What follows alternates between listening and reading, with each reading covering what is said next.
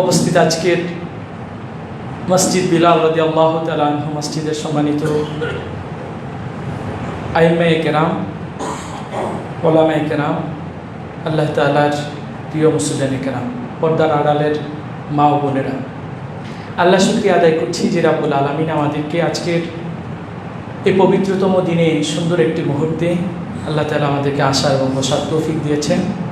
সর্বাগ্রে আসার যে রাব্বুল আলামিন আমাদেরকে সুযোগ করে দিলেন, আমরা সেই রবের শেখানো ভাষায় তার গুণগান করছি, সবাই ঘোষণা করছি আলহামদুলিল্লাহ। রাসূলুল্লাহ সাল্লাল্লাহু আলাইহি ওয়াসাল্লামের প্রতি অসংখ্য অগণিত দুরূদ ও সালাম প্রেরণ করছি, যে মানবতার মুক্তির শিক্ষক, তিনি আমাদেরকে একটি পূর্ণাঙ্গ জীবন ব্যবস্থা আল্লাহ তাআলার পক্ষ থেকে হাতে কলমে শিক্ষা দিয়ে গিয়েছেন এবং তিনি বলেছেন, বুইসতু মুআল্লিমান, আমি তোমাদের জন্য শিক্ষক হিসেবে প্রেরিত হয়েছি। প্রত্যেকটা ইবাদত যিনি হাতে কলমে শিক্ষা দিয়েছেন, আমরা সেই মহা শিক্ষকের শানে পড়ে নিচ্ছি সাল্লাল্লাহু আলাইহি ওয়াসাল্লাম। শহীদদের আত্মার মাগফিরাত কামনা করছি, যে সকল মুর্দে মুজাহিদগণ রাসূলুল্লাহ সাল্লাল্লাহু আলাইহি ওয়াসাল্লামের সাথে থেকে বদর, উহুদ, খন্দক থেকে শুরু করে আজকের এই দিন পর্যন্ত যে সকল মুর্দে মুজাহিদ পৃথিবীর বিভিন্ন প্রান্তে আল্লাহর জমিনে আল্লাহর দিন বাস্তবায়ন করার স্বপ্নে বিভোর হয়ে জালিমদের হাতে নিজের জীবনটুকুন বিলীন করে দিয়ে শাহাদাতের অমীয় পেয়ালা পান করে আল্লাহর দরবারে চলে গিয়েছেন, আমরা আল্লাহ তাআলার দরবারে তাদের শাহাদাতের মর্যাদা কামনা করছি। আল্লাহ যেন তাদেরকে শহীদ হিসেবে কবুল করেন। পাশাপাশি যে সকল মাজলুমরা দুনিয়ার রক্তচক্ষুর রোশানলে পড়ে শুধুমাত্র দিনের উপর দিন ইস্তেকামাত করার জন্য, এই দিনের উপর অটল থাকার অপরাধে পৃথিবীর বিভিন্ন দেশের কারাগারে মজলুম অবস্থায় দিনাতিপাত করছেন, আল্লাহ তাআলার কাছে আমরা তাদের মুক্তি কামনা করছি। আল্লাহ তাআলা যেন মুসলমানদেরকে বিজয় দান করে তাদেরকে মুক্ত বাতাসে ফিরিয়ে দেন। পাশাপাশি সুস্থতা কামনা করছি ওই সকল মুসলিম মা বোনদের, মুসলিম ভাইদের যারা অসুস্থতায় যন্ত্রণা কাতর অবস্থায় দিনাতিপাত করছেন, আল্লাহ তাআলা যেন সারা পৃথিবীর প্রত্যেকটা মুসলমানকে সুস্থতার নিয়ামত দিয়ে আল্লাহ তাআলা পৃথিবীতে আল্লাহর ইবাদত গোলামি করার তৌফিক দান করেন। প্রিয় হাজিরিন, আজকে আপনারা যে বিষয়ে আলোচনা শোনার জন্য বসে আছেন বা যে বিষয়টা কথা বলেছেন সেটা হচ্ছে হজের চেতনা এবং তো চেতনা এবং শিক্ষা নিয়ে কথা বলার আগে হজ সম্পর্কে একটু কথা বলা দরকার। আল্লাহ তাআলা ইসলাম নাম যে নিয়ামত বা যে জীবন ব্যবস্থা আমাদেরকে দান করেছেন, এই ইসলামটা 5টা স্তম্ভের উপরে দাঁড়ানো। কয়টা? 5টা। এটা আব্দুল্লাহ ইবনে ওমর রাদিয়াল্লাহু তাআলা আনহুমা থেকে হাদিসটি বর্ণিত। বুনিয়াল ইসলাম আলা খামসিন, আল্লাহ রাসূল সাল্লাল্লাহু আলাইহি ওয়াসাল্লাম বলেছেন 5টা স্তম্ভের উপরে ইসলামটা প্রতিষ্ঠিত। এটা হচ্ছে শাহাদাতু আল্লা ইলাহা ইল্লাল্লাহ ওয়া আন্না মুহাম্মাদান আবদুহু ওয়া রাসূলুহু। প্রথম নম্বর হচ্ছে আল্লাহ এই স্বীকৃতি দেয়া যে আল্লাহ তাআলা হচ্ছেন কি এক, অদ্বিতীয়, আল্লাহর প্রতি ঈমান, এবং রাসূলুল্লাহ সাল্লাল্লাহু আলাইহি ওয়াসাল্লাম আল্লাহর বান্দা এবং রাসূল। এরপরের ঘোষণা হচ্ছে ওই ইকামিস সালাত, সালাত আদায় করা, ওই ইতাইজ যাকাত। এরপরে যাকাতের কথা আসছে, এরপরে আসছে আল হাজ্জুল বাইত মান ইসতাতা ইলাইহি সাবিলা, আর একটা হচ্ছে সওম রমাদান। এই 5টা স্তম্ভের মোটামুটি কম বেশি আলোচনা ঈমান নিয়ে হুজুররা খুব ভালো আলোচনা করে। নামাজের ব্যাপারে তো আলোচনার কোনো বালাই নেই। 5 ওয়াক্ত সালাত আমরা আলহামদুলিল্লাহ মুসলিমরা উজ্জীবিত হয়ে মসজিদে আসি। বেশিরভাগ মুসলমান যদিও আমরা জুমায় বেশি অ্যাটেন্ড করি, অন্যান্য সালাতগুলোতে আমাদের একটু অনীহা থাকলেও মোটামুটি নামাজ সম্পর্কে আমাদের সকলের একটা আইডিয়া আছে। যাকাত মোটামুটি এলিট শ্রেণীর যারা আছে তারা প্র্যাকটিস করার চেষ্টা করে, বিশেষ করে রমাদান মাস আসলে। আবার এইটা পাওয়ার জন্য আমরা আমাদের মধ্যে দরিদ্র শ্রেণী যারা আছে তারাও মোটামুটি যাকাতের কথা বলে, যাকাত ফিতরের কথা বলে, এটার সম্পর্কে মোটামুটি আলোচনা আছে। রোজাটা এটা তো সবার জন্যই, প্রত্যেক বছর 1 মাস যাবত আমরা প্র্যাকটিস করি। কিন্তু হজ এমন একটা ইবাদত, এটাকে যদি আমি বলি অভিজাত শ্রেণীর ইবাদত। কেন বললাম? আপনাদের মনে হয়তো প্রশ্ন থাকতে পারে, তাহলে কি গরিবরা ইবাদত করলে হবে না, হজ আদায় করলে হবে না? এটা নিয়ে একটু পরে ব্যাখ্যা করব। অভিজাত শ্রেণীর যে ইবাদত সেটার নাম হচ্ছে হজ। সেটার নাম কি? হজ। প্রাথমিকভাবে এটা ধরে নেন, এটা এইভাবেই আপাতত ধরে নেন যে এটা অভিজাত শ্রেণীর ইবাদত। যিনি সেখানে যাবেন তিনি অভিজাত শ্রেণীতে গণ্য হবেন। যেমন জান্নাতে যারা যাবেন তারা সবাই ইয়াং হয়ে যাবেন এবং সবাই স্মার্ট সুন্দর হয়ে যাবেন। এর মানে তো কালোরা যাবে না বিষয়টা এরকম না, বৃদ্ধরা যাবে না বিষয়টা কি এরকম। যিনি যাবেন আল্লাহ তাআলা তাকে ওইভাবে সাজিয়ে জান্নাতে প্রবেশ করবেন। ঠিক যিনি হজে যাবেন তিনি অভিজাত শ্রেণীদের মধ্যে গণ্য হবেন। এটা আপাতত ধরে নেন, পরে কথা বলছি ইনশাআল্লাহ। তো হজ কি, হজের পরিচয় সম্পর্কে প্রখ্যাত ফিকহ শাস্ত্রের কিতাব ফিকহুস সুন্নাহ এর মধ্যে পরিচয় আসছে, আল হাজ্জু কসদু বাইতিল্লাহিল হারাম ওয়াল মাশাইরি লিআদাই আল ইবাদা মাখসুসাতিন ফি জামানিন মাখসুসা বিকাইফিয়াতিন মুআয়্যিনা। এর বাংলা হচ্ছে যে হজ হচ্ছে আল্লাহর ঘর তাওয়াফ করা এবং উল্লেখিত ইবাদতের জায়গাগুলোতে যাওয়ার সংকল্প করা বা নিয়ত করার নাম। হজ অর্থ হচ্ছে নিয়ত করা, ইচ্ছা পোষণ করা, নির্ধারিত সময়ে নির্ধারিত জায়গায় নির্ধারিত পন্থায় কিছু কাজ সম্পাদন করার নাম হচ্ছে হজ। এইটার এত হজ, এটা ফরজ হওয়া, এটা নিয়ে আলোচনা করার কি আছে, দরকার আছে? আমাদের দেশে বা আমরা মুসলিম দেশে ভাগ করে ফেলেছি, ধর্ম আর অন্যান্য জীবন কর্ম এটা আলাদা করে দিয়েছি। ধর্ম বলতে আমরা নামাজ, রোজা, হজ, যাকাত, এটা একটা ধর্মীয় আনুষ্ঠানিকতা, এটা করবে ধর্মীয়ভাবে। আর আমি ধর্মকর্ম পালন করি না, আমি আমার মতো করে চলবে। যে ধরেন এখান থেকে বের হলেই যারা খুব ফ্রি স্টাইলে চলতে চায় তারা এই যে কি বলে এটাকে হাতির ঝিল এরিয়ায় খুব আভিজাত্যতা প্রকাশ করবে, সে ধর্মকর্মে বিশ্বাসী না। অথবা পহেলা বৈশাখ আসলে নিজের সাজসজ্জাকে একটু ভিন্ন রকম করে বিভিন্ন প্রাণীর অবয়ব নিজের মুখে লাগাইয়া সে করে, কারণ সে ধর্মীয় অনুষ্ঠানগুলোকে, আচার আচরণগুলোকে একসাথে করে রেখেছে। তার আভিজাত্য হচ্ছে ওইগুলোতে চেতনা। আমরা অনেকে বলি না এই আমার চেতনা, এই আমার বিশ্বাস, এরকম অনেক স্লোগান আছে না দেশে। তো আল্লাহ তাআলা এত বড় একটা ইবাদত আমাদের উপর ফরজ করলেন, আল্লাহ এখানে কোনো উদ্দেশ্য আছে কিনা নাই? আছে। এর মধ্যে কোনো চেতনা আছে কিনা নাই? এই চেতনাটা এলিট শ্রেণীর মধ্যে দিলেন কেন? চিন্তা করার বিষয় যে চেতনা তো মুসলিম মিল্লাতের মধ্যে সবার চেতনা আছে। ইমান নিয়ে কেউ কথা বললে আমরা হুঙ্কার ছাড়ি, কেউ কোরআন নিয়ে অবমাননা করলে ফেসবুকে স্ট্যাটাস দিলে হোক মুসলিম অথবা অমুসলিম বিক্ষোভে ফেটে পড়ি। তার মানে হচ্ছে আমার তো ইমানি চেতনা আছে, তো আবার অতিরিক্ত কি চেতনা হজের মধ্যে থাকতে পারে?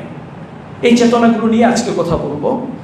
হজ্জের তাৎপর্য যদি আমরা বলি, আপনি দেখেন পবিত্র কোরআনে হাকিমে 114টি সূরা আছে। কয়টা? কোন সূরার নাম সলাত কোন সূরা পাইছেন? নাই। যাকাত নামে কোন সূরা পাইছেন? নাই। রমাদান নামে কোন সূরা আছে? সিয়াম বা রমাদান নামে কোন সূরা নাই।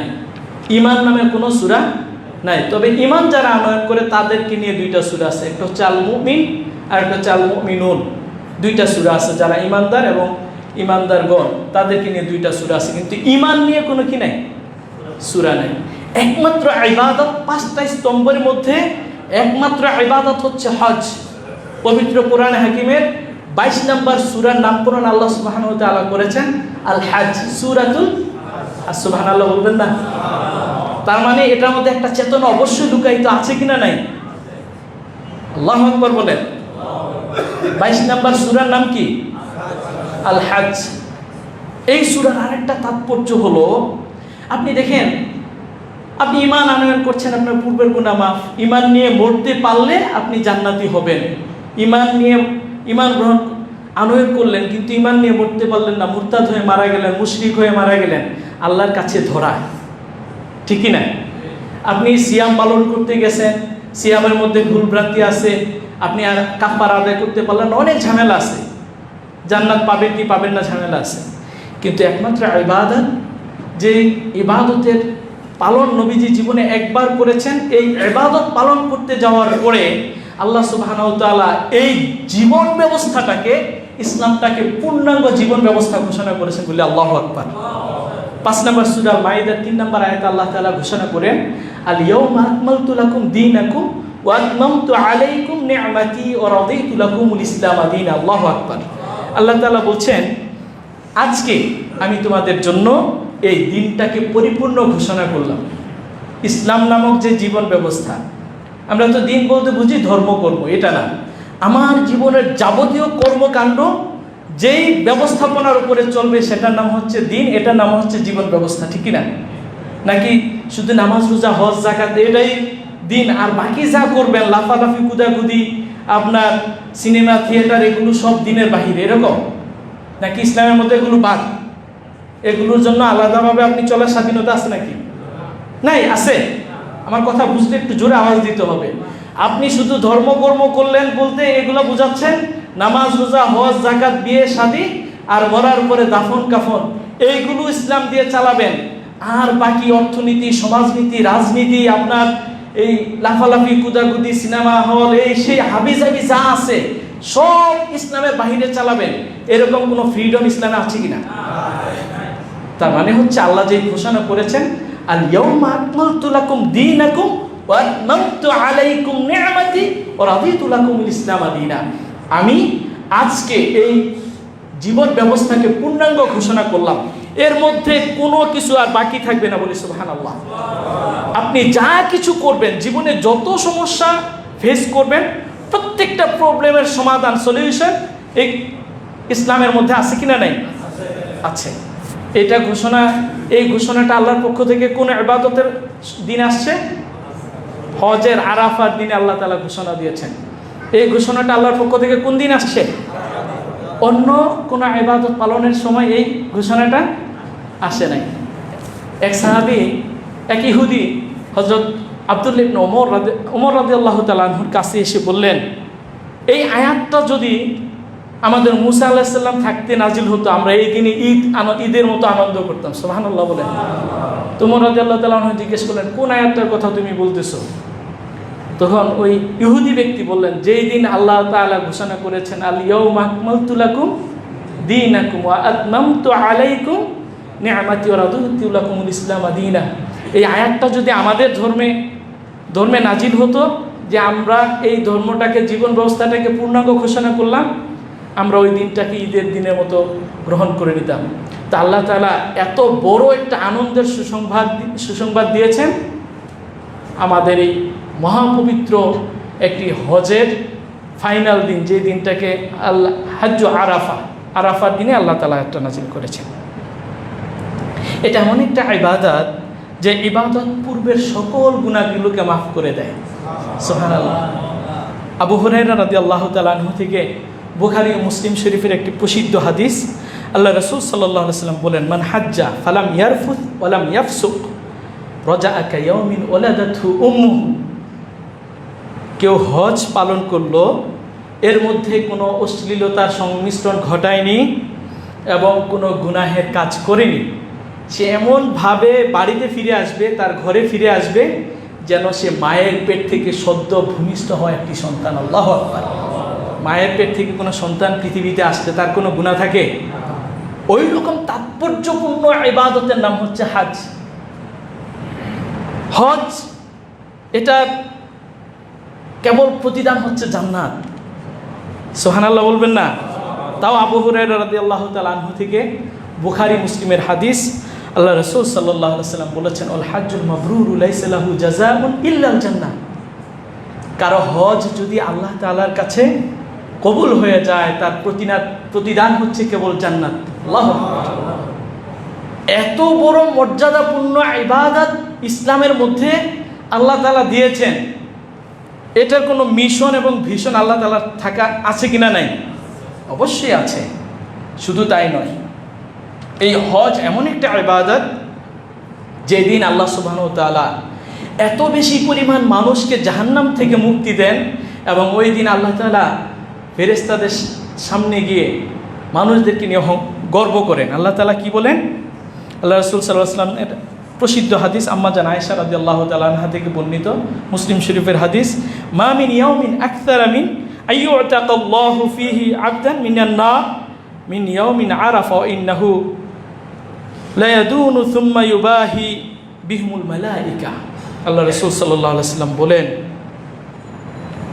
এই দিনের মতো আর কোনো দিন নাই যেই দিন আল্লাহ তাআলা এত বেশি সংখ্যক মানুষকে জাহান্নাম থেকে মুক্তির ঘোষণা দেন, বলি আল্লাহু আকবার। সেই দিনটা হচ্ছে ইয়াউমে আরাফা, আরাফার দিন। কোন দিন? আরাফার দিন। আর আল্লাহ তাআলা ওই দিন বান্দার খুব নিকটবর্তী আসেন, অর্থাৎ প্রথম আসমানে নেমে আসেন। কেউ কেউ বলেন যে আল্লাহ তাআলা বান্দার খুব কাছাকাছি আসেন, আসমানে নেমে আসেন। এরপরে হচ্ছে তুম্মা ইউবাহি বিহুমুল মালাইকা, ফেরেশতাদেরকে নিয়ে, ফেরেশতাদের সাথে নিয়ে আল্লাহ তাআলা মানুষদের অবস্থা বর্ণনা করেন। কেমন অবস্থা? যে আরাফার ময়দানে সকল ভাষাভাষী মানুষ, সকল দেশের সকল বর্ণের মানুষগুলো একসাথে হয়। আজকে কেউ আছি আমরা বাংলাদেশে, কেউ শ্রীলঙ্কা, কেউ ইন্দোনেশিয়া, কেউ মালয়েশিয়া, কেউ ইউরোপ, কেউ আমেরিকা, কেউ অস্ট্রেলিয়া, কিন্তু ওই দিন অ্যাট এ টাইম সূর্য হেলে যাওয়া থেকে শুরু করে অস্তমিত যাওয়া পর্যন্ত অবস্থান করা সবার উপরে ফরজ। কি? ওই অ্যাট এ টাইমে বিভিন্ন ভাষার বিভিন্ন মানুষগুলো সেখানে একত্রিত হয়ে একটাই প্রার্থনা, আল্লাহর কাছে ক্ষমা চায়। সবাই কি চায়? ক্ষমা চায়। সেখানে আল্লাহ তাআলার অনেকগুলো গুণ কীর্তন প্রকাশিত হয়। যেমন ধরেন আমরা বলি ইন্নাল্লাহা সামিউন বাসীর, আল্লাহ তাআলা শুনেন এবং শ্রবণ করেন, তিনি শুনেন এবং দেখেন। তো আল্লাহর শোনা আর আমাদের শ্রবণের মধ্যে পার্থক্য আছে কিনা? নাই। এখানে যদি আমি কথা বলতেছি আর 7-8 জন যদি এক একজন এক এক ভাষায় কথা বলেন, আমি কারো ভাষায় বুঝবো না, বুঝবো? বা কেউ বুঝবেন এখানে, এরকম জ্ঞানী আছেন কেউ? আর আল্লাহ সুবহানাহু ওয়া তাআলা হচ্ছেন এমন শ্রবণ শক্তি স্রষ্টা, যার কাছে বিভিন্ন ভাষার বিভিন্ন মানুষ এট এ টাইম চাইবে, বলবে, প্রত্যেকের কথা, মনের চাহিদা, মনের আকুতি যিনি শুনেন, স্পষ্ট শুনেন, তাদের আকুতি বুঝেন, তিনি হচ্ছেন কে? সুবহানাল্লাহ। আপনি ওই সময়ের সিচুয়েশনটা যদি একটু কল্পনা করেন, দেখেন আপনারা মাঝে মাঝে ইউটিউব বা এখন বিভিন্ন ওয়ে আছে দেখান, আপনারা এই যে কি বলে তামিলের ভাষা কিছু বোঝা যায়, মনে হয় যেন সবে এরকম চলে। আবার আপনি যদি আফ্রিকান ভাষার মানুষের কথা শুনেন, সে এমন জোরে উচ্চ স্বরে কথা হয়, মানে কথা বোঝা যায় না, কিন্তু সে তার কথা দিয়ে তার আবেগ, তার ভালোবাসা সব কিছু প্রকাশ করছে। আবার আমাদের ভাষা শুনে অনেকে হাসে, কিন্তু আমাদের ভাষার মধ্যে মধুরতা, আন্তরিকতা, ভালোবাসা আছে কিনা? নাই। প্রত্যেকের এই ভাষা মাধুর্যতা দিয়ে সবাই আল্লাহর কাছে চায়, আর আল্লাহ সুবহানাহু ওয়া তাআলা শুনেন এবং সবাইকে মাফ করে দেন। আল্লাহ রাসূল সাল্লাল্লাহু আলাইহি ওয়াসাল্লাম বলছেন, ওই দিন আল্লাহ তাআলা প্রথম আসমানে এসে বলে যে ফেরেশতারা তোমরা কি দেখছো? তো ফেরেশতারা বলবেন যে আল্লাহ, এই যে আপনার অসংখ্য মানুষ, সারা পৃথিবীতে ছড়িয়ে ছিটে থাকা মানুষগুলো আরাফার ময়দানে একসাথে হয়ে আপনার ক্ষমার আশায় কান্না করে আপনার কাছে আপনার জাহান্নাম থেকে মুক্তি পেতে চায়, জান্নাত পেতে চায়। তখন আল্লাহ সুবহানাহু ওয়া তাআলা বলবেন, তারা কি আমাকে দেখেছে? তখন ফেরেশতারা বলবেন না। বলবেন তারা আমার জাহান্নামের শাস্তি দেখেছে? ফেরেশতারা বলবেন না। তারা কি আমার জান্নাত দেখেছে, জান্নাতের নাজ নিয়ামত দেখেছে? তাও বলবেন না।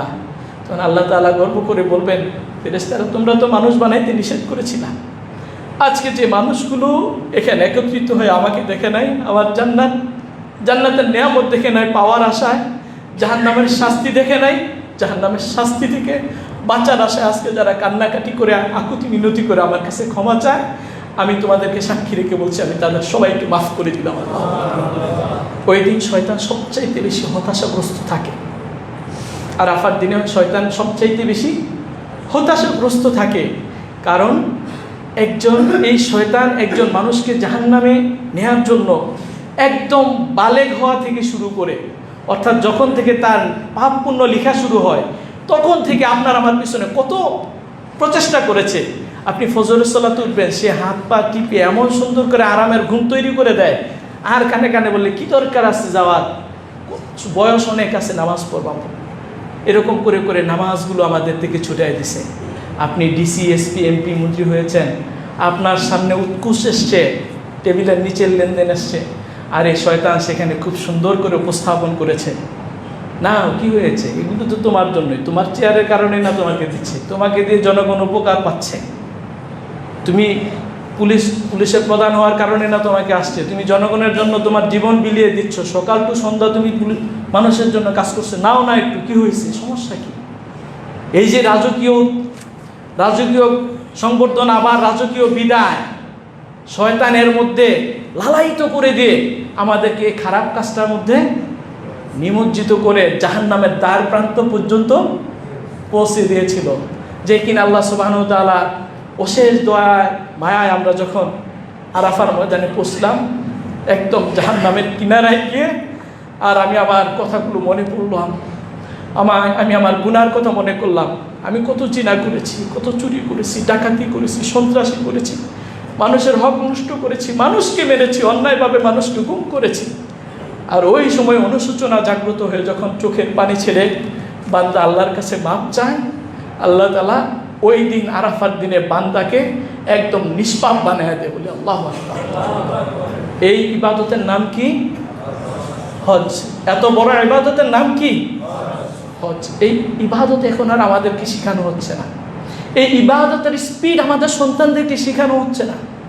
আমাদের সন্তানরা ঠিকই বুঝে 100 টাকায় 2.5 টাকা সুদ হয়, এটা বুঝে, মূল্যস্ফীতি বুঝে, সুদ বুঝে, গোবৎস পূজা করতে হবে ওইটা বুঝে, শারীরিক কোন সময় কি যৌনতা উদ্বেলিত হয় ওইগুলো বুঝে, কিন্তু ইসলামের প্রত্যেকটা ইবাদতের গহীনে আল্লাহ তাআলার লুকায়িত কি চেতনা রয়েছে ওইগুলো আমাদের সন্তান এখন আর বুঝে না, সামনে দিয়ে আরো বেশি বুঝবে না। এজন্য আজকে আমার আলোচনার মূল বিষয় হচ্ছে হজ্জের চেতনা। হজের এবার চেতনা নিয়ে একটু কথা বলি। মুসলমানদের চেতনা বিশ্বাস শুধুমাত্র একজনের জন্য হবে, তিনি কে? আল্লাহ সুবহানাহু ওয়া তাআলা। হজ্জের প্রথম নাম্বার চেতনা হচ্ছে তাওহীদ তথা একত্ববাদ। বান্দা তার নিজেকে একমাত্র সঁপে দিবে কার গোলামির জন্য? আল্লাহর জন্য। এজন্য হজ এবং উমরা এটার নিয়তটা মৌখিকভাবে উচ্চারণ করে বলতে হবে, আওয়াজ করে। আর যত ইবাদত আছে সব ইবাদতের নিয়ত, এই যে নামাজে দাঁড়ান আল্লাহু আকবার মনে মনে বলেন, শুধু ইমাম সাহেব জুড়ে বলে ওয়াক্তিয়া সালাতে, আর আপনি যত নামাজ পড়তেছেন নাওয়াইতু আন উসাল্লি লিল্লাহি তাআলা, এগুলোর কোনো ভ্যালু আছে? নাই। মূল নিয়ত হচ্ছে অন্তরের বিষয়, ইন্নামাল আমালু বিন্নিয়াত। একমাত্র হজ্জের এবং উমরার নিয়তটা মুখে উচ্চারণ করে বলতে হবে, লাব্বাইকা হাজ্জান আও লাব্বাইকা উমরাতান। এখানে তাওহীদের শিক্ষা কি?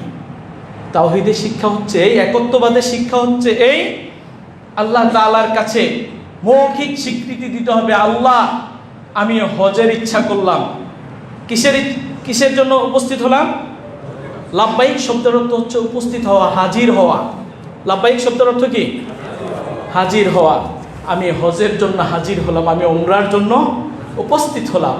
কার কাছে? এটা কি কে বলেছেন? এটা 3 নম্বর সূরা আল ইমরানের 97 নম্বর আয়াত দিয়ে আল্লাহ সুবহানাহু ওয়া তাআলা এটা আমাদের উপরে ফরজ করেছেন। আল্লাহ তাআলা বলেছেন, ওয়ালিল্লাহি আলান নাসি হিজ্জুল বাইতি মান ইসতাতাআ ইলাইহি সাবিলা। আল্লাহ তাআলা বলছেন আল্লাহর জন্যই মানুষের উপর আল্লাহ তাআলা হজকে ফরজ করে দিয়েছেন, তার ঘরকে তাওয়াফ করা ফরজ করে দিয়েছেন যারা সেখানে যাওয়া পর্যন্ত সক্ষমতা রাখে। এখানে পয়েন্ট, এটা এই আয়াত দিয়ে আল্লাহ সুবহানাহু ওয়া তাআলা ফরজ করে দিয়েছেন। আপনারা বলেন আল্লাহর জন্য হজ নাকি হজ আল্লাহর জন্য, কোনটা বেশি, কোন অনুবাদটা সবচেয়ে বেশি ইফেক্টিভ? আল্লাহর জন্য হজ। কার জন্য হজ? এজন্য আল্লাহ তাআলা আগে ওয়ালিল্লাহি, আল্লাহর জন্য এই শব্দটা ব্যবহার করেছেন। কার জন্য হজ? আল্লাহ। হজের জন্য আল্লাহর কোনো প্রয়োজনীয়তা নাই, আছে? এই আয়াতের শেষের দিকে আছে, ইন্নাল্লাহা গানিয়্যুন আনিল আলামিন। আল্লাহ তাআলা দুনিয়ার সব কিছু থেকে অমুখাপেক্ষী, তিনি কোনো কিছু তার কি নাই, প্রয়োজন নাই, কিন্তু দুনিয়ার সব কিছু তার মুখাপেক্ষী, আল্লাহর দিকেই ধাবিত হবে। এজন্য হজ আল্লাহর জন্যই হজ, আল্লাহর জন্যই হজ, আল্লাহর জন্য না। আল্লাহর জন্যই মানুষ কি করবেন? হজ করবেন। আমি কি বুঝাইতে পারছি? তাহলে কার জন্য করতে হবে? আল্লাহর জন্য। এবার আসেন, অভিজাত শ্রেণীর ইবাদত বলেছি হজ। মান ইসতাতাআ ইলাইহি সাবিলা। আল্লাহ তাআলা বলছেন যারা সেখানে পৌঁছা পর্যন্ত সক্ষমতা রাখে। এই সক্ষমতার দুইটা দিক, কয়টা দিক? তিনটা দিকও ধরা যায়। একটা দিক হচ্ছে শারীরিক সক্ষমতা। আপনার শারীরিক সক্ষমতা যখন আছে, বয়স 90-95 বছর 80 বছর হইলে হজ ফরজ থাকে, হওয়া আসলে বাঞ্ছনীয় না। কারণ হচ্ছে আপনি তখন নিজের শরীরের উপরে আরেকজনের উপর ডিপেন্ডেবল, আপনি নিজের শরীর নিজে চালাতে পারছেন না, তখন আপনার জন্য হজ ফরজ না। শারীরিক সক্ষমতা, এরপর হচ্ছে অর্থনৈতিক সামর্থ্যতা, নিরাপদ রাস্তা। এই তিনটা বিষয়, শারীরিক, অর্থনৈতিক এবং রাস্তার নিরাপত্তা যদি থাকে, তাহলে তার উপরে হজ কি হয়ে যায়? ফরজ হয়ে যায়। অর্থনৈতিক সক্ষমতা কেমন? যেমন জাকাতের জন্য আপনার নির্ধারিত পরিমাণ সম্পদ হওয়া লাগে। হজের জন্য কি ওই পরিমাণ সম্পদ হওয়া লাগবে? জাকাতের সম্পদ একটা লম্বা সময়, 1 বছর সময় পরিমাণ আপনার কাছে থাকা সত্য, কিন্তু হজের জন্য এই শর্তটা নাই। আল হাজ্জু আশহুর মা'লুমাত, হজের মাসগুলোর মধ্যে যদি আপনার কাছে ওই পরিমাণ সম্পদ থাকে, যেই পরিমাণ সম্পদ থাকলে আপনি নিরাপদে রাস্তা অতিক্রম করে বাইতুল্লাহ পর্যন্ত পৌঁছতে পারবেন, আবার ফিরে আসা পর্যন্ত আপনার পরিবার পরিজনের ভরণ পোষণের চাহিদা মেটানোর মতো অর্থ যদি আপনার কাছে থাকে, তাহলে আপনার উপরে হজ ফরজ। তাহলে আপনার উপরে কি? এইরকম হিসেব করলে বাংলাদেশের মিনিমাম 60% মানুষের উপরে হজ কি হয়ে যাবে? ফরজ হয়ে যাবে। বিশেষ করে বনশ্রী এলাকা যারা বসবাস করেন, এদের উপরে তো হজ ফরজের উপরটা ফরজ। এক একটা ফ্ল্যাটের দাম কত? এই ফ্ল্যাট যদি ধরেন ড্যামরা এলাকায় হয়, স্টাফ কোয়ার্টার এলাকায়, ওখানে এই ফ্ল্যাট কিনা যাবে 30 লাখ 40 লাখ টাকায়। এখানে এটা বিক্রি হয় 1 কোটি, 1.5 কোটি, 2 কোটি, 5 কোটি টাকায়। তো এইখানে ওই পরিমাণ অর্থনৈতিক ভিত সমৃদ্ধ লোকেরা এখানে বসবাস করেন, কিন্তু দুঃখের বিষয় হচ্ছে এই অভিজাত শ্রেণীর অভিজাত রাজকীয় ইবাদতটা থেকে আমরা অনেকে পিছিয়ে আছি। কারণ আল্লাহর নিয়ামত থেকে পিছিয়ে থাকা ভালো লক্ষণ না খারাপ লক্ষণ? অভিজাত শ্রেণীর লোক বেশি, কিন্তু যদি এই আভিজাত্যতা যদি আল্লাহর সাথে আপনি সম্পৃক্ত করতে না পারেন, তাহলে এর চাইতে দুর্ভাগা আর নাই। আল্লাহ রাসূল সাল্লাল্লাহু আলাইহি ওয়াসাল্লাম বলেছেন, কারো উপরে হজ ফরজ হয়েছে, সে হজ আদায় করলো না, সে ইহুদি হয়ে মারা যাক বা নাসারা হয়ে মারা যাক, তাতে আল্লাহর কিছু যায় আসে না, বলি নাউজুবিল্লাহ। এজন্য যাদের উপরে হজ ফরজ, আমরা হজটা আদায় করে নেওয়ার চেষ্টা করবো ইনশাআল্লাহ। এখানে একত্ববাদ কোথায় এলো? এই যে ওয়ালিল্লাহি, আমরা হজ করব কার জন্য? এবার আসেন অভিজাত শ্রেণীর কথা কেন বললাম, যে আমাদের এখন যারা হজে যায়, তিনি সূরার নাম আছে আল হাজ, ওনার নামের শুরুতে কি লাগায়? আল হাজ। আল হাজ যদি পোস্টারে না লাগায়, অনুদান যা ঘোষণা দিছে এটাও দেয় না, এরকম আছে নাকি নাই? হ্যাঁ, এবার এই আল হাজ হাজি দুইটাই লাগায়, এরকম লোকও আছে।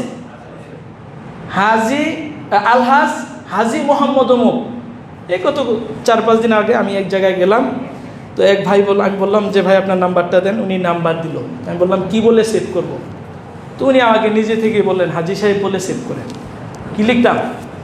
হাজি সাহেব। উনি মনে হয় আর নামাজ রোজা জাকাত এগুলো আর পালন করেন না, শুধু হজটাই উনি বেশি করছেন, এজন্য হাজি সাহেব। এখন এই যে হাজি সাহেব বলে ওনার নাম্বারটা আমি মোবাইলে সেভ করতাম, এখনও সেভ আছে হাজি সাহেব বলে, নাম তো আর বলে নাই। তো ওয়াজটা ওনাকে আরও কয়েকদিন পরে করবো নিয়ত আছে, কারণ ওনার সাথে আমার একটু কাজ আছে। যাই হোক, তো এই যে হাজি সাহেব, উনি আমাকে মোবাইলে লেখার জন্য বা মানুষ ওনাকে হাজি সাহেব ডাকার জন্য, অথবা আলহাজ পোস্টারে লিখবে, উনি সামনে ইলেকশন আছে, আবার মসজিদ কমিটির সভাপতি হওয়ার একটা নিয়ত আছে, সেক্রেটারি ইতিমধ্যে হজ করে ফেলেছেন, সভাপতি ক্যান্ডিডেট হইতে হইলে আলহাজ যদি না হয় তাহলে মসজিদের সভাপতি হিসেবে বেমানান। এই জন্য যদি কেউ হজ করে, এই হজটা কি আল্লাহর জন্য না ব্যক্তির দুনিয়াবাসীর জন্য? হজ আল্লাহ কার জন্য করেছেন? এজন্য আল্লাহ তাআলা প্রথমেই শব্দ চয়ন করেছেন ওয়ালিল্লাহি আলান নাস, আলান নাসি হজ্জুল বাইতি মান ইসতাতা ইলাইহি সাবিলা। হজের প্রথম এবং প্রধান কাজ হচ্ছে তাওহীদ, ইবাদত, সর্বশ্রেষ্ঠ ইবাদত। এটা হতে হবে কার জন্য? দুনিয়ার মানুষ আপনাকে হাজি ডাকুক বা আলহাজ ডাকুক বা না ডাকুক, তাতে আপনার কিছু যায় আসে না। আমার আল্লাহর দপ্তরে আপনার হজ্জে মাবরুর হলো কিনা, হজ কবুল হলো কিনা, ওই উদ্দেশ্যে যদি হজ করেন আপনি দুনিয়াও পাবেন, আখেরাতেও। আপনার থেকে এটা বরং নিষেধাজ্ঞা থাকা দরকার যে আমাকে আলহাজ লিখবেন না, আমাকে হাজি বলবেন না, আমি এটা পছন্দ করি না। এরপরও যদি কেউ বলে ফেলে এটা তার ইচ্ছা, কিন্তু আপনি নিজেকে সেভ রাখার জন্য আপনাকে এটা বলতেই হবে, কারণ হজ কার জন্য? এরপর আল্লাহ তাআলা এখানে প্রত্যেকটা ক্ষেত্রেই দেখেন, নিয়ত যখন করে লাব্বাইকা হাজ্জান লাব্বাইকা উমরাতান, এরপরে হজের যে স্লোগান এটা হচ্ছে তালবিয়া। এটার নাম কি? লাব্বাইকা আল্লাহুম্মা লাব্বাইক, লাব্বাইকা লা শারীকা লাকা লাব্বাইক, ইন্নাল হামদা ওয়ান নি'মাতা লাকা ওয়াল মুলক লা শারীকা লাক। আপনি এটার অর্থের দিকে যদি তাকান, দেখবেন শুধু আল্লাহর বরত্বের ঘোষণা, আল্লাহর শ্রেষ্ঠত্বের ঘোষণা, একত্ববাদের ঘোষণা। আল্লাহর এইগুলোর মধ্যে আর কারো কোনো শরীক নাই, অংশীদার নাই। এই ঘোষণা দ্ব্যর্থহীন ভাষায়, উচ্চ ভাষায় বলার জন্য আল্লাহ রাসূল সাল্লাল্লাহু আলাইহি ওয়াসাল্লাম তাগিদ দিয়েছেন। তালবিয়া আসতে পড়তে হয় না জোরে? জোরে তালবিয়া পড়তে হবে কি? জোরে। এ ব্যাপারে আল্লাহ রাসূল সাল্লাল্লাহু আলাইহি ওয়াসাল্লাম জোরে বলার জন্য অনুপ্রাণিত করেছেন আমাদেরকে। যেমন একবার এই ইহরাম অবস্থায় সাহাবায়ে কেরাম আছেন, নবী করিম সাল্লাল্লাহু আলাইহি ওয়াসাল্লাম ইহরাম অবস্থায় জিবরাইল আমিন আসছেন, এসে বলছেন ইয়া মুহাম্মদ, বলেন সাল্লাল্লাহু আলাইহি ওয়াসাল্লাম, মুর আসহাবাকা আইয়ারফাউ আসওয়াতাকুম বিতালবিয়া। আপনি আপনার সাহাবীদেরকে নির্দেশ দেন, আপনি আদেশ করুন, আইয়ারফাউ আসওয়াতাহুম, তারা যেন তাদের কণ্ঠকে উচ্চ করে, উচ্চ আওয়াজে পরে, বিতালবিয়া, তালবিয়াটা যেন তারা উচ্চ আওয়াজে পড়ে, বলি আল্লাহু আকবার। উচ্চ আওয়াজে এই স্লোগান দেয়ার আল্লাহ তাআলা কি চেতনা আমাদের মধ্যে ঢুকায়, এই চেতনা এখানেই লুকায়িত। আল্লাহ তাআলাকে আমরা কি বলে ঘোষণা দিচ্ছি?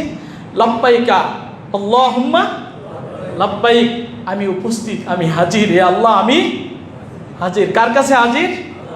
আল্লাহর কাছে। লাব্বাইকা আল্লাহুম্মা লাব্বাইক। এরপরে আমরা বলছি ইন্নাল হামদা, নিশ্চয় সকল প্রশংসা। আমি আরেকবার যখন আসছিলাম তখনও প্রশংসা নিয়ে আপনাদের সামনে কথা বলেছিলাম, যে প্রশংসা মানুষ বিভিন্ন ওয়েতে প্রকাশ করতে চায়। প্রশংসা আমরা মৌখিকভাবেও করি না? কেউ যেমন ধরেন, কেউ বঙ্গবন্ধুর স্টাইলে বক্তব্য দেয়, কেউ কোনো আলেমের স্টাইলে বক্তব্য দেয়, তার মানে হচ্ছে সে তাকে ভালোবাসে, তার প্রশংসা পেতে চায়। আবার কেউ ড্রেস আপ বিভিন্ন জনের মতো করে, যে যাকে ভালোবাসে তার ড্রেস আপটা তার মতো করে। আপনারা দেখবেন কেউ আমাদের একজন মারা গেছেন, সম্ভবত প্রধান, একজন রাজনৈতিক নেতা, তো ওনার সানগ্লাস, ওনার চুলের স্টাইল শফিউল আলম প্রধান। তো ওনাকে দেখলেই চুলের স্টাইল আর চশমা মুসের গোপের স্টাইল দেখলে বোঝা যেত ওনার স্টাইলটা কার মতো? আমাদের জাতীয় নেতার মতো, বঙ্গবন্ধুর মতো। তার মানে হচ্ছে উনি এই যে অবয়বে বেশভূষায় বোঝাতে প্রশংসা করতে চেয়েছেন কার? বঙ্গবন্ধু।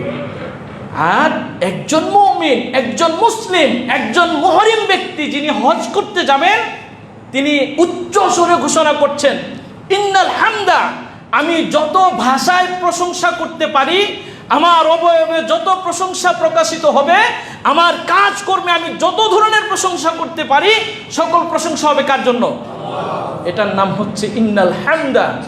এরপরে বলছি ওয়ান্নি'মাতা, আল্লাহ আমাকে যা অনুগ্রহ রাশি দিয়ে আপনি বেষ্টন করে রেখেছেন, আমাকে মানুষ হিসেবে পাঠিয়েছেন, মুসলমান বানিয়েছেন, অর্থনৈতিক সচ্ছলতা দান করেছেন, আমাকে শারীরিক সক্ষমতা দিয়েছেন, আপনার ঘর পর্যন্ত পৌঁছার সামর্থ্য আমাকে দিয়েছেন, মুসলিম মিল্লাতের বাৎসরিক কনফারেন্সে একত্রিত হওয়ার সম্মেলনে মেম্বার হিসেবে আমাকে কবুল করে আরাফা পর্যন্ত পৌঁছাইছেন। আল্লাহ এত অসংখ্য নিয়ামত রাজি শুধুমাত্র আপনি আমাকে দান করেছেন, পৃথিবীর আর কোনো সৃষ্টি আমাকে দান করে। এই ঘোষণাই আমি ইহরাম অবস্থায় দিচ্ছি, ইন্নাল হামদা ওয়ান নি'মাতা লাকা। সব কিছু কার? বলেন কার? আরো জোরে বলেন কার? তালবিয়া উচ্চ সুরে না আস্তে? তাহলে এগুলো আমার নিয়ামত রাজি প্রশংসা কার জন্য? আল্লাহর জন্য। এরপরে বলছি ওয়াল মুলক, এই ভূখণ্ড, এই রাজত্ব, এই ক্ষমতা, পাওয়ার যা কিছু আছে সব কিছু আপনি আমাকে দান করেছেন। পৃথিবীর কোনো মানুষ আমাকে এগুলো দান করে নাই। কে দিয়েছেন? ক্ষমতা দেওয়ার মালিক কে? কেড়ে নিতে পারেন কে? সুতরাং একজন মুহরিম ব্যক্তি উচ্চ সুরে শুধু প্রশংসা করে কার? এখন সংসদে প্রশংসা হয় কার? আপনারা ভিন্নভাবে নেন। আপনি মুসলিম, আপনার চেতনা জাগ্রত করাই হচ্ছে আজকে আমার কাজ। আপনি একবার আল্লাহর প্রশংসা করেন নাই, একটা লিস্ট নিয়ে এসে একদম শুরু থেকে শেষ পর্যন্ত শুধু মানুষের প্রশংসা দিয়ে আপনার বক্তব্য শুরু করেন। আর আল্লাহ তাআলা হজের মাধ্যমে আপনাকে শিখাচ্ছেন আপনি প্রশংসা যদি করতে হয় একজনের করবেন, তিনি কে? আল্লাহ। এটা হচ্ছে হজ্জের প্রথম চেতনা। ইন্নাল হামদা ওয়ান নি'মাতা লাকাল মুলক, এই রাজত্ব, পাওয়ার, ক্ষমতা যা কিছু দিয়েছেন তিনি একজন। এরপরে আমি যারা মুহরিম ব্যক্তি তারা ঘোষণা দিচ্ছেন লা শারীকা লাক, এইগুলোর মধ্যে দুনিয়ার কোনো সৃষ্টির, অন্য কোনো সৃষ্টির সহযোগিতা, সাহায্য আপনার প্রয়োজন নাই। সুতরাং সব কিছু আপনি এককভাবে আমাকে দিয়েছেন। সুতরাং আমার প্রশংসা হবে কার জন্য? আমার নিয়ামত রাজির ক্রেডিট পাবেন কে?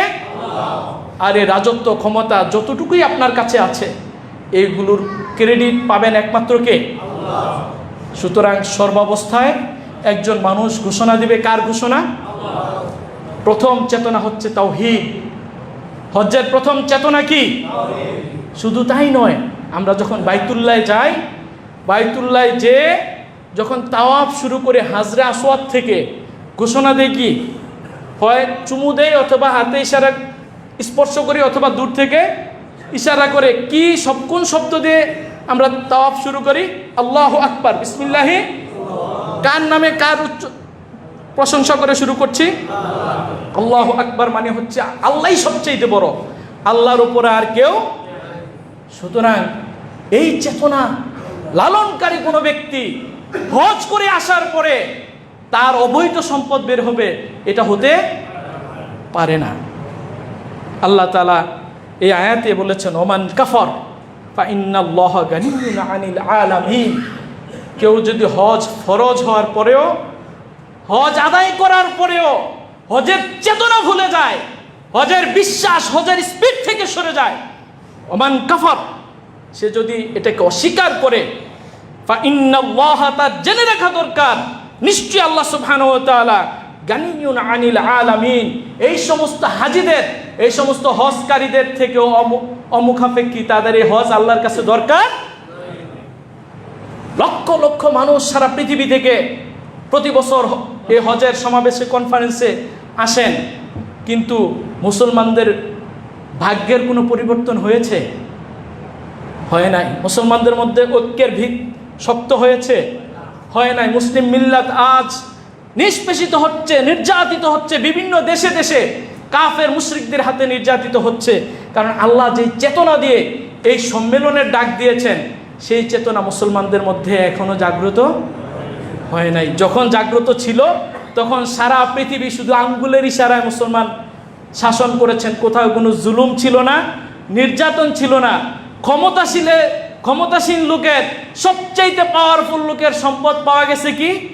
কিছু খাবারের বাসন কুসন আর 2 সেট জামা কাপড়। তাও বলেছেন আমি মারা যাওয়ার আগে এগুলো কি করে দাও? দান করে দাও। আর আমাদের এই ছোট্ট একটা ভূখণ্ড, তখন অর্ধ পৃথিবী শাসন করেছিলেন হযরত ওমর রাদিয়াল্লাহু তাআলা আনহু, ঠিক কিনা? তার ব্যাপারে কি বক্তব্য ছিল?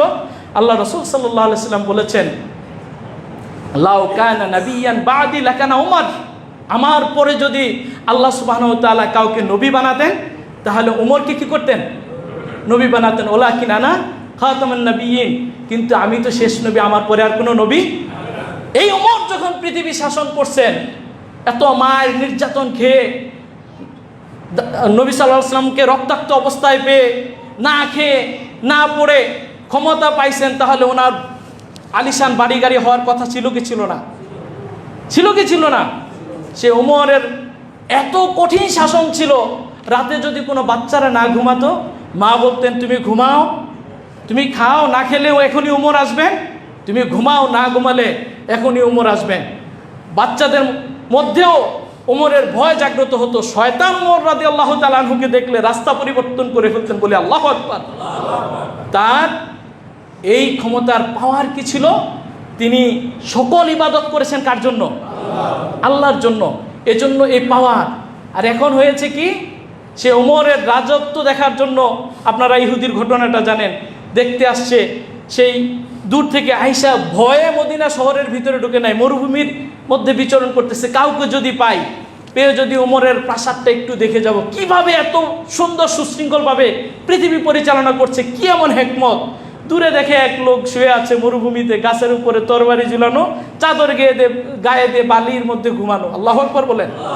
কাছে গিয়ে জিজ্ঞেস করলেন, আপনি কি মদিনার লোক? বলল, হ্যাঁ। আপনার কোনো বিপদ? বলল, না, আমি আসছি দূর থেকে। আপনি কি উমর রাদিয়াল্লাহু তাআলা আনহুকে চিনেন? উমরকে চিনেন? বলে, কি জন্য? যে আমি অনেক দূর থেকে আসছি, আমি মূলত ইহুদি, আমি দেখতে চাই এই মুসলমানের এই নেতা প্রাসাদটা কত দামি, তিনি কেমন ফোর্স নিয়ে চলেন, কেমন সিকিউরিটি নিয়ে চলেন। বলে, তোমার এত কিউরিসিটি কেন? উমরের ব্যাপারে তোমার এত কিউরিসিটি কেন? তিনি বললেন, আমি যে রাজ্য থেকে এসেছি সেখানকার রাজাকে আমরা চিনি, যারা অনেক আলিশানভাবে চলে, যাদের প্রাসাদ স্বর্ণে নির্মিত, যারা জনগণের বেষ্টনী দিয়ে তারপরে পথ চলে, তাদেরকে হটিয়ে আপনি এই ওমর এই দেশ চালায়, তাকে আমার দেখার খুব ইচ্ছা। বলছেন, ওমর একজনের ইবাদত করে, ওমর একজনকে ছাড়া আর কাউকে ভয় পায় না। তিনি কে? তুমি যার সাথে কথা বলছো, এই মরুভূমিতে যিনি কোনো সিকিউরিটি ছাড়া তরবারি ঝুলায় একা একা ঘুমিয়ে আছে, যার সাথে তুমি কথা বলছো, আমি হচ্ছি সে ওমর। আল্লাহু আকবার। আর এখনকার অর্ধ পৃথিবী চালিয়েছেন, নির্বিঘ্নে ঘুমিয়েছেন, কোনো ফোর্স নাই, সিকিউরিটি ফোর্স নাই। আর এখন সামনে পিছনে অসংখ্য গাড়ি নিয়ে পু পু করে যায়, জনগণের রাস্তা বন্ধ করে দেয়। এরপরও এরা মারা যাওয়ার পরে মানুষ হাততালি দেয়, আনন্দ প্রকাশ করে। অথচ মানুষ বিমোহিত হওয়ার কথা, ঠিক কিনা? তাদেরকে লজ্জাজনক মৃত্যু হয়, তারপরও মানুষ খুশি হয়, কারণ তারা ক্ষমতার অপব্যবহার করেছে। তারা ইসলামের এই মূল স্পিরিট পায় নাই। নামে মুসলমান, হয়তো হজও করে থাকতে পারে, কিন্তু ইসলামের যে চেতনা, হজের যে চেতনা, সেটা তার ভিতরে ঢুকে নাই। কারণ সে দুনিয়ার ক্ষমতার জন্য, দুনিয়ার মানুষের প্রশংসা পাওয়ার জন্য, আলহাজ পোস্টারে লেখার জন্য হজ করেছে, আল্লাহর জন্য করে না। এজন্য মানুষের সম্পদ গুগ্রাস করতে তার হাত কাঁপে নাই, মানুষকে হত্যা করতে তার হাত কাঁপে নাই। এজন্য মারা যাওয়ার পরও মানুষ ইন্না লিল্লাহ না পড়ে আলহামদুলিল্লাহ পরে খুশি হয়। এরকম নেতা এই দুনিয়াতে আছে কিনা? নাই। কারণ হচ্ছে, সেও দেখবেন, খুঁজলে দেখবেন, সেও মক্কা মদিনা ঘুরে আসছে, সেও হয়তো হজ করে থাকতে পারে, কিন্তু হজের যে চেতনা, হজের চেতনায় যদি আপনাকে পরিবর্তন না করে, কারা যায় ইয়াউমিন ওয়ালাদাতহু উম্মু, আপনি মায়ের পেট থেকে ভূমিষ্ঠ সন্তানের মতো যদি ফিরে আসতে না পারেন, আপনার জন্য যদি আল্লাহ তাআলা জান্নাত অবধারিত করে না দেন, তাহলে বুঝতে হবে আপনি শুধুমাত্র একটা সফরে গিয়েছেন, আনন্দ বিলাসে গিয়েছেন, কিন্তু হজ আল্লাহর জন্য করতে পারেন নাই। 2 নম্বর চেতনা হচ্ছে আল্লাহ রাসূল সাল্লাল্লাহু আলাইহি ওয়াসাল্লামের প্রত্যেক কাজে আল্লাহ রাসূলকে অনুসরণ করা। কাকে অনুসরণ করা?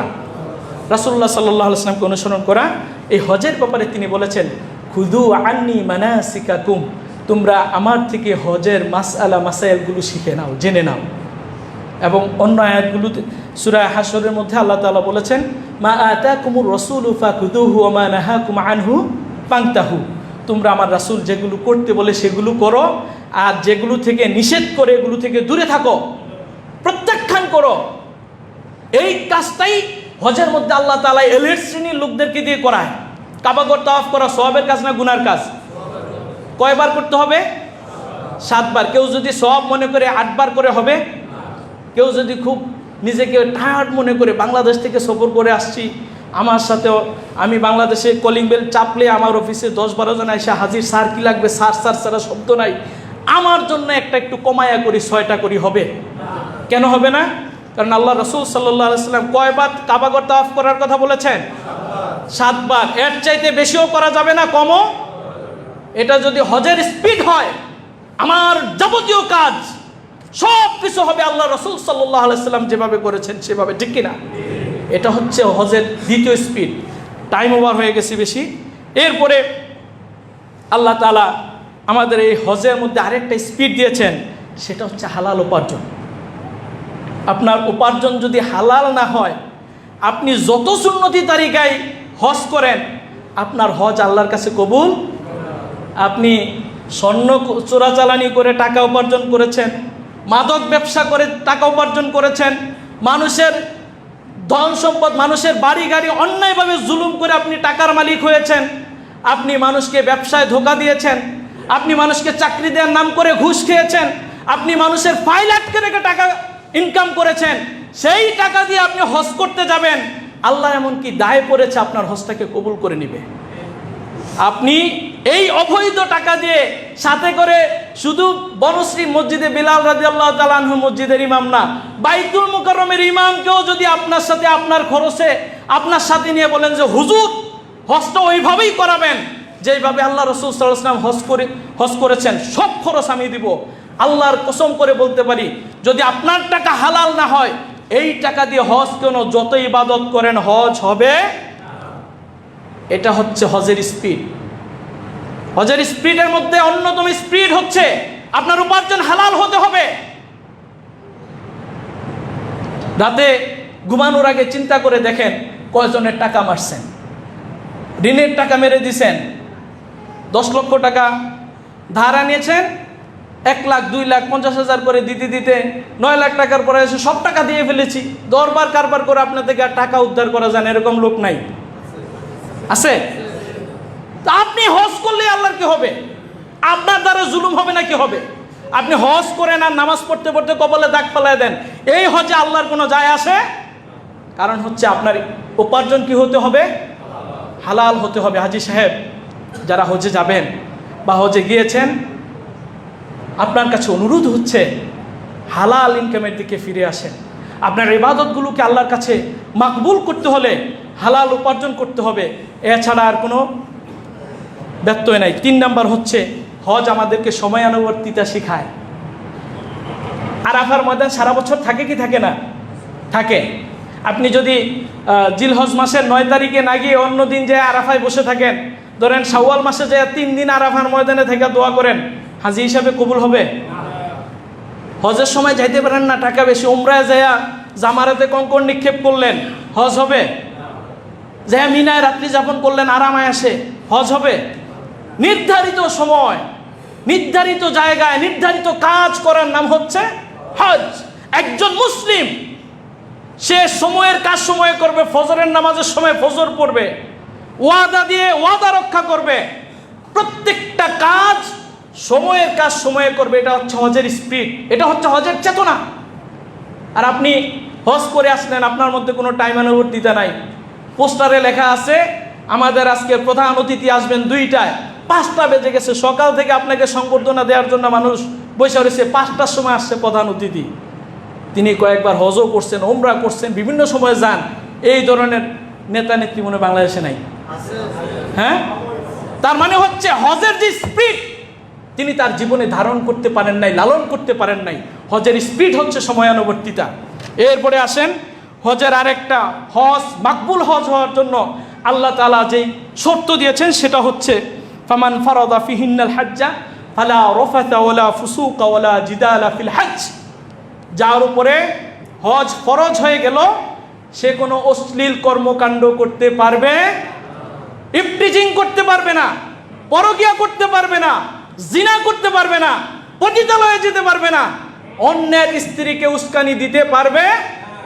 শুধু তাই না, হজ অবস্থায় পৃথিবীর সেরা সেরা সুন্দরী নারীরা হজে যায় কি যায় না? যায় কি যায় না বলেন? হজ যদি আল্লাহর জন্য হয়, হজটা যদি আল্লাহর জন্য হয়, তাহলে মানুষকে আল্লাহ তাআলা কিভাবে সংবরণ করেন দেখেন। মুজদালিফার মাঠে কোনো আলিশান বাড়ি গাড়ি আছে? কিছু আছে? খোলা আকাশ, পৃথিবীর সবচেয়ে সৌর্যবীর্য সৌন্দর্যমণ্ডিত, সবচেয়ে যৌন উত্তেজক যুবকটা সেখানে থাকে, সবচেয়ে সেরা সুন্দরী নারীরাও সেখানে থাকে। একজনের পায়ের দিকে আরেকজনের মাথা, একজন এইদিকে আরেকজন ওইদিকে ঘুমিয়ে আসে। শুরু থেকে এ পর্যন্ত একটা ঘটনা বেরোয় নাই যে কোনো পুরুষ দ্বারা কোনো মহিলা নির্যাতিত হওয়া তো দূরের কথা, কেউ মানে ইফটিজিংয়ের শিকার হয়েছে এ পর্যন্ত কোনো মিডিয়ায় খবর পেয়েছেন? কারণ হচ্ছে হজ কার জন্য করে? এই স্পিড যদি থাকে, এই স্পিড নিয়ে যদি সমাজের নেতারা, এলিট শ্রেণীর ব্যক্তিরা হজে যায়, তাহলে সমাজ থেকে মাদকতা দূর করার জন্য, সমাজ থেকে ইফটিজিং দূর করার জন্য একমাত্র এই হজই যথেষ্ট, ঠিক কিনা?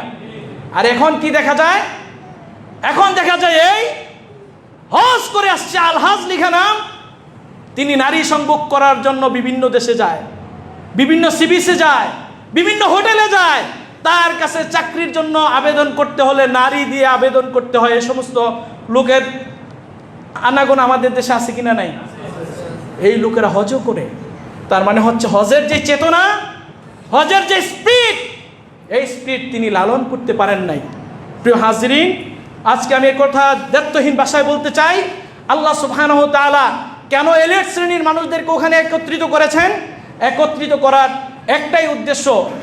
এলিট শ্রেণী এজন্য বলছি, এই বছর হজ করতে কয় লাখ টাকা লাগে? মিনিমাম 7 দিয়ে আপনি যেতে পারবেন। আপনার খরচ করে আসা পর্যন্ত 10 ধরে রাখেন, কত?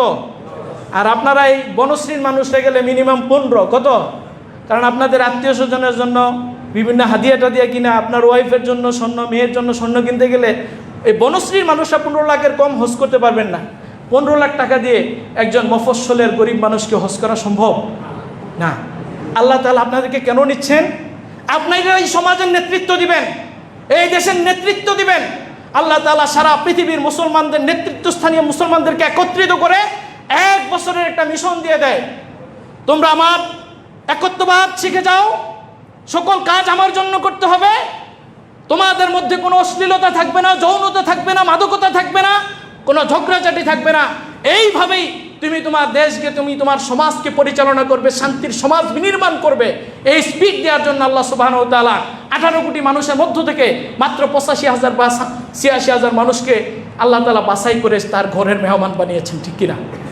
কিন্তু এই মানুষগুলোর দায়িত্ব হচ্ছে সেখান থেকে ফিরে এসে এই সমাজের কলুষতাগুলো দূর করা, এখানে আল্লাহর একত্ববাদ প্রতিষ্ঠা করা। কিন্তু আমরা এসে সেটা করি না। এরপরে আল্লাহ তাআলার যে উদ্দেশ্য হচ্ছে হজটা আল্লাহ তাআলা আমাদেরকে করান, আর আল্লাহ তাআলা এই হাজি সাহেবদেরকে তার মেহমান বানান। কার মেহমান? আল্লাহর মেহমান। এবার আমার ব্যয়টা হবে কার জন্য? আল্লাহ তাআলা এই যে হাজি সাহেবরা কুরবানি করে, কুরবানির সময় কি বলে? ইন্না সলাতি ওয়া নুসুকি ওয়া মাহইয়ায়া ওয়া মামাতি লিল্লাহি রাব্বিল আলামিন। নিশ্চয় আমার নামাজ, আমার কুরবানি, আমার জীবন, আমার মৃত্যু সব কিছু কার জন্য? তো আপনি কুরবানির সময় এই দোয়া পড়েন, এরপরে আপনি আপনার আমার ইবাদতগুলো আল্লাহর জন্য হয় না কেন? স্পিড আমাদের ভিতরে লালন করতে হবে। সর্বোপরি কথা হচ্ছে, আমরা যে হাজি সাহেবরা যে জামারাতে কঙ্কর নিক্ষেপ করেন, সেখানে কি শয়তান আছে? সেখানে শয়তান তাৎক্ষণিক নাই, কিন্তু একটা প্রতিকৃতিতে আল্লাহ সুবহানাহু ওয়া তাআলা আমাদেরকে কঙ্কর নিক্ষেপ করান। সেখানে আমি কঙ্কর নিক্ষেপ করছি আল্লাহ রাসূলের সুন্নত অনুসরণ করে, আর আমি যেন আমার ভিতরের শয়তানিগুলোকে আমি জলাঞ্জলি দিয়ে আসতে পারি। সেখানে পাথরের সাথে নিক্ষেপ করা, প্রতিকৃতিতে নিক্ষেপ করার মাধ্যমে আমি মুসলমান হিসেবে আমার ভিতরে যত অন্যায়, অপকর্ম, অশ্লীলতা, বেহায়াপনা, শিরক, বিদআত আছে, সব কিছু যেন মন থেকে আল্লাহ তাআলার কাছে সুপর্দ করে আমি এই শয়তানের প্রতিকৃতিতে পাথর মারার সাথে সাথে আমার ভিতরের শয়তানিটাকে আমি পরিষ্কার করে আসতে পারি। তাহলে হজ সার্থক হবে, সেই হজ আপনাকে হজ মাবরুর হবে, আর সেই হজ দিয়ে আল্লাহ তাআলার জান্নাত পাওয়া সহজ হবে। আল্লাহ তাআলা আমাদের সকলকে হজ্জে মাবরুর করার তৌফিক দান করুন। যারা এবছর হজে গিয়েছেন, আল্লাহ তাআলা সকলকে হজ্জে মাবরুর নসিব করান। আরেকটা কথা বলতে হয়, সেটা যে আরাফার দিনে সকল মানুষকে আল্লাহ ক্ষমা করে দিবেন। তো আমাদের দেশের সাথে আরাফার দিনের একটা ব্যতিক্রমী হয়। আমাদের ওখানে যেদিন থাকে ওই দেশের 9 তারিখ, আর আমাদের দেশে হয় 8 তারিখ। এখন তাদের কাজ আর আমাদের কাজের মধ্যে একটু পার্থক্য আছে। আপনি যদি ওই দিন নিজের গুনাহ মাফ করাতে চান, আরাফার দিনে যখন হাজিরা থাকে তাদের উপরে আবার রোজা রাখা, তারা রোজা রাখতে পারবে না, তাদের উপরে রোজা সুন্নাত না। যারা আরাফায় উপস্থিত হতে পারে না পৃথিবীর বিভিন্ন দেশে, ওই সকল মুসলমানদের জন্য সুন্নাত হচ্ছে ওই দিন রোজা রাখা। ওই দিন কি রাখা? হাজি সাহেবরা সেখানে কান্নাকাটি করবে, আর রোজাদার ব্যক্তি তার দেশে, তার বাড়িতে থেকে আল্লাহর কাছে রোনাজানি করবে, আল্লাহ তাআলা মাফ করে দিবেন। এখন আপনি কোন দিন রোজা রাখবেন? হ্যাঁ, 8 তারিখ না? হাজি আরাফার দিনে হাজি সাহেবরা যেদিন আরাফায় থাকবে আপনি ওই দিনে রাখেন। এটা এদের জন্য 9 তারিখ, এই দিনই আমার রোজার দিন, ঠিক কিনা? আল্লাহ তাআলা আমাদেরকে সঠিক ইসলাম বোঝার তৌফিক দান করুন। আল্লাহ তাআলা এই আলোচনা যা করলাম এর মধ্যে যদি ভুল বা মন গড়া কিছু বলে থাকি এগুলো আমাদের অন্তর থেকে মুছে দিন। আর যে কথাগুলো কোরআন এবং সুন্নাহর আলোকে আমি বলেছি আল্লাহ তাআলা যেন আমাদের সকলকে আমল করার তৌফিক দান করুন।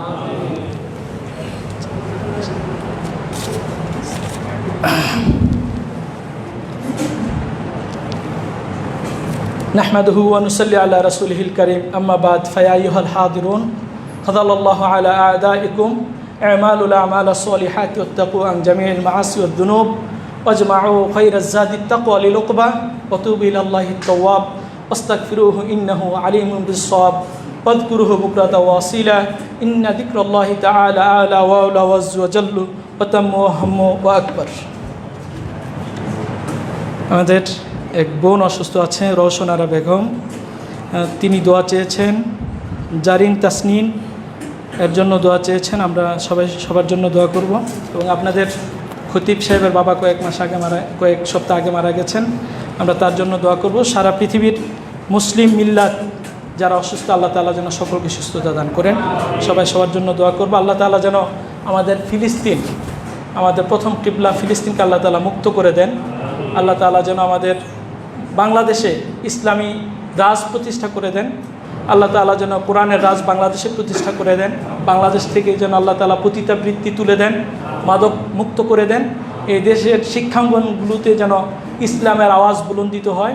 আমাদের বিশ্ববিদ্যালয়গুলোতে যেন কোরআন শেখানো হয়, আমাদের বিশ্ববিদ্যালয়গুলোতে যেন কোরআন চর্চা শেখানো হয়। আল্লাহ তাআলা